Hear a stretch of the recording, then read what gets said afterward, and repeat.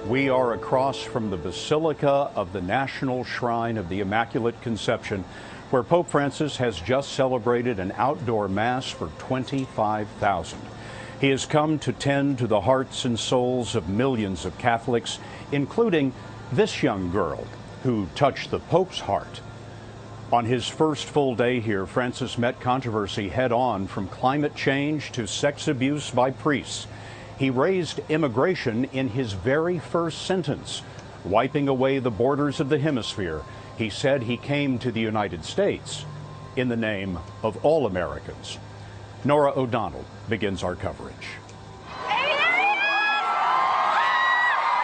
Tens of thousands gathered along Constitution Avenue to catch a glimpse of Francis, the People's Pope, who stopped along the way to embrace small children and bask in the glow of his first American audience.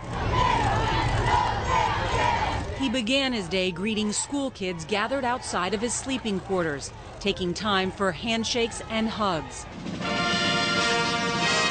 Then His Holiness, in all his humility, drove in a small Fiat 500 to an elaborate White House ceremony,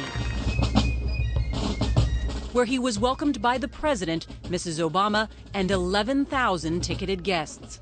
I should explain that our backyard is not typically this crowded.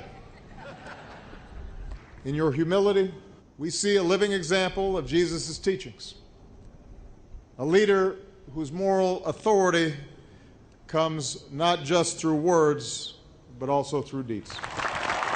The Holy Father drew upon that moral authority to address issues more political than pastoral, like immigration and climate change. As the son of an immigrant family, I'm happy to be a guest in this country, which was largely built by such families.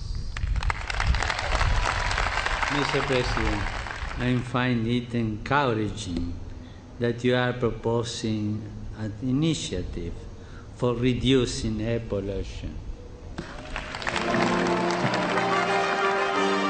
It was then on to the Cathedral of St. Matthew the Apostle for a Mass in Spanish with 280 bishops. And for the first time in his visit, he spoke about one of Catholicism's darkest chapters, the sexual abuse of children by American clergy. He never addressed the victims directly, but vowed, quote, to ensure that such crimes will never be repeated.